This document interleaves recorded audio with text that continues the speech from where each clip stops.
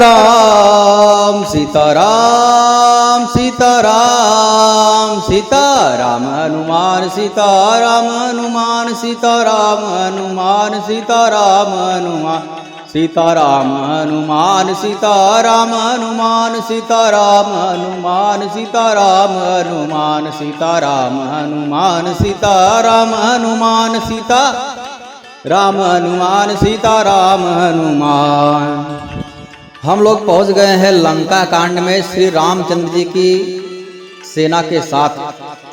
श्री रामचंद्र जी की सेना में हम लोग भी हैं और हम लोग भी पत्थर उठा उठा करके सागर में डाल रहे हैं मानसिक रूप से, और वह पत्थर भी समुद्र के ऊपर तैर रहा है। बाधा से तू नील नल नागर, राम कृपा जसु भयउ उजागर। राम कृपा, रामचंद्र जी की कृपा से नील नल सेतु बांधने लगे हैं। और बूढ़हि आनहि बोरहि जेई, भय उपल बोहित सम तेहि। श्री रघुवीर प्रताप ते सिंधु तरे पाखान, ते मति मंद जे राम तजी, भजई जाई प्रभुआन। राम तज अर्थात राम को छोड़ करके जो कोई और भजता है वह मंद बुद्धि है, दिमाग ही नहीं उसके पास में। गोस्वामी तुलसीदास जी कह रहे हैं, जो कि इसके पूर्व जन्म में गोस्वामी तुलसीदास जी ही थे वाल्मीकि जी।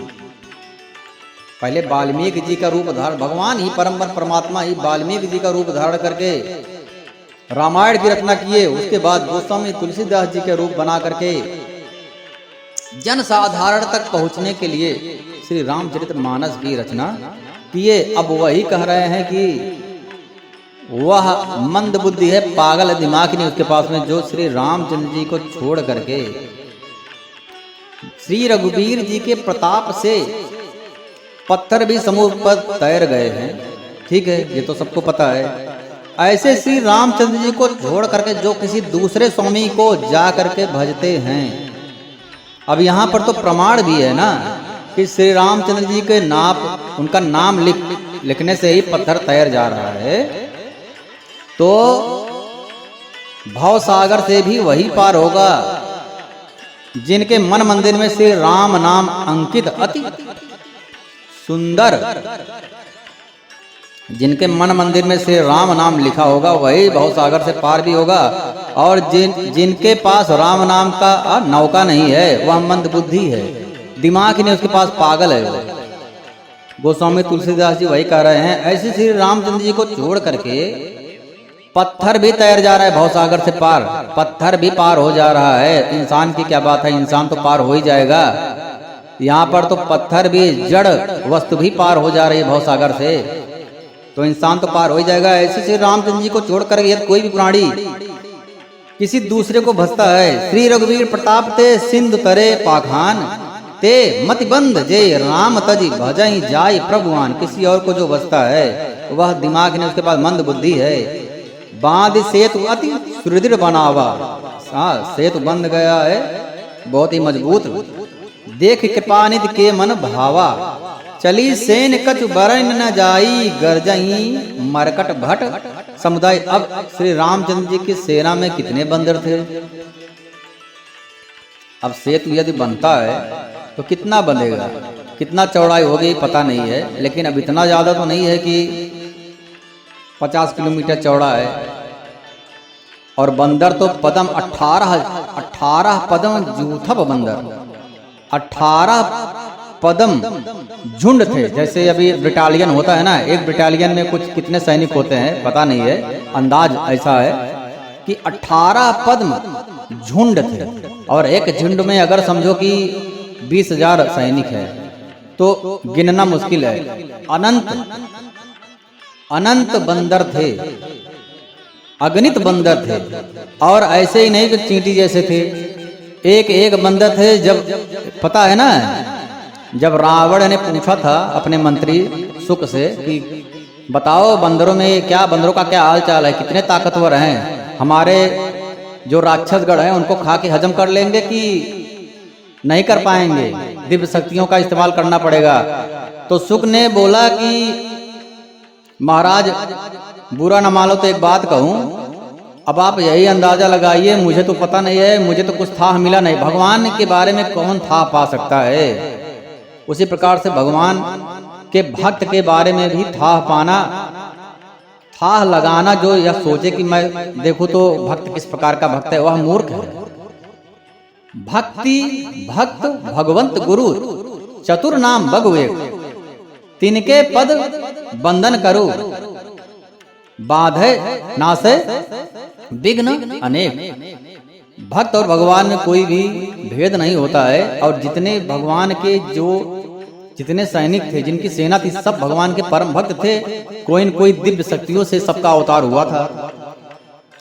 तो भगवान के भक्त के बारे में क्या था मिल पाएगा। तो इसीलिए शुक ने बोला कि महाराज अब ऐसा समझिए कि जो आया था और मच्छर के समान रूप बनाकर आया था और आपके पुत्र को मार दिया, एक ही मुष्टिका में आपका पुत्र तो पता ही नहीं लगा। और यदि मेघनाद ब्रह्मास्त्र नहीं चलाते तो शायद उनका भी नंबर आ सकता था। और उसके बाद अशोक वाटिका का क्या हाल किया ये तो आपको पता ही है।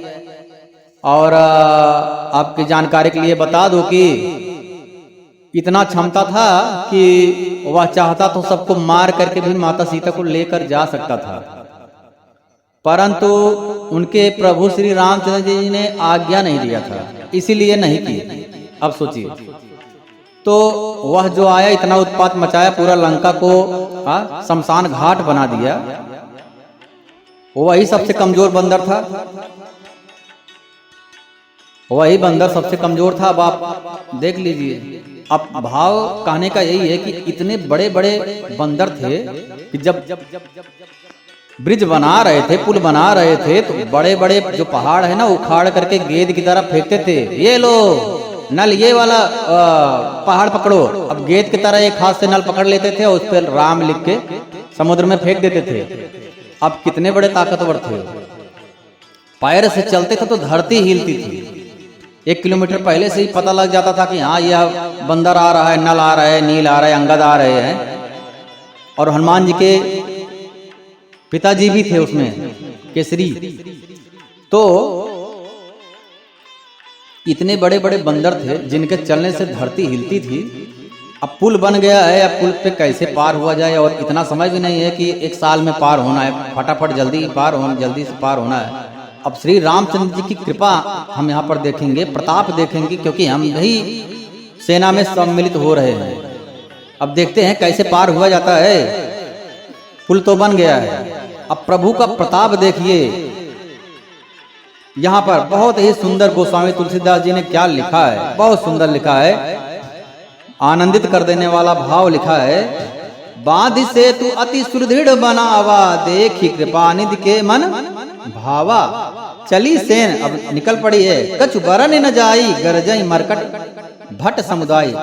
नल नील ने सेतु बांध करके उसे बहुत बड़ा मजबूत बना दिया है। देखने पर वह कृपा निधि श्री रामचंद्र जी मन ही मन मुस्कुरा रहे हैं, अच्छा लग रहा है। उसके बाद में क्या हुआ, सेतु बंद ढिग चढ़ रघुराई, और चितव कृपाल सिंधु बहुताई। देखन प्रभु करुणा कंद प्रकट भय सब जलचर वृंदा।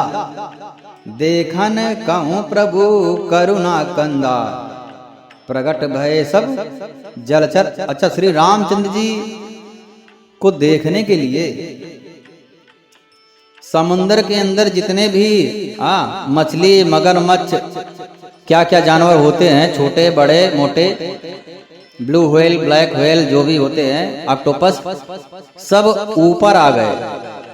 अब ऐसा माना जा रहा है, ऐसा भाव, ऐसा समझ में आ रहा है बुद्धि में कि लगता है कि श्री रामचंद्र जी की प्रतीक्षा करने के लिए कितने देवतागण या फिर उनके अंश से मछली रूप और समुद्रचर जितने भी जलचर जीव हैं, वह रूप धारण करके भगवान का इंतजार कर रहे थे कि कब भगवान यहाँ इस पुल से निकलेंगे, कब हम भगवान का दर्शन कर पाएंगे। निर्गुण निराकार परम ब्रह्म के सगुण साकार आनंदित रूप के कब हम दर्शन कर पाएंगे। मानो सारे जलचर इंतजार कर रहे थे। अब सेतु बंद, अब कृपाल श्री रघुनाथ जी सेतु बंद के तट पर होता है ना, किनारे जाकर के देख रहे हैं कि चलो देखो तो कैसा बना है। समुद्र के तट पर चढ़ करके समुद्र का विस्तार देखने लगे। कितना बड़ा ब्रिज बन गया है। करुणा कंद, करुणा के मूल प्रभु के दर्शन के लिए जलचरों के समूह प्रकट हो गए, ऊपर आ गए, समुद्र से ऊपर आ गए। अब क्या होता है, मगर मकर नक्र नाना झक ब्याला सत जोजन तन परम विशाला। अच्छा, इतने बड़े बड़े जीव थे, हजारों किलोमीटर उनकी शरीर की लंबाई थी।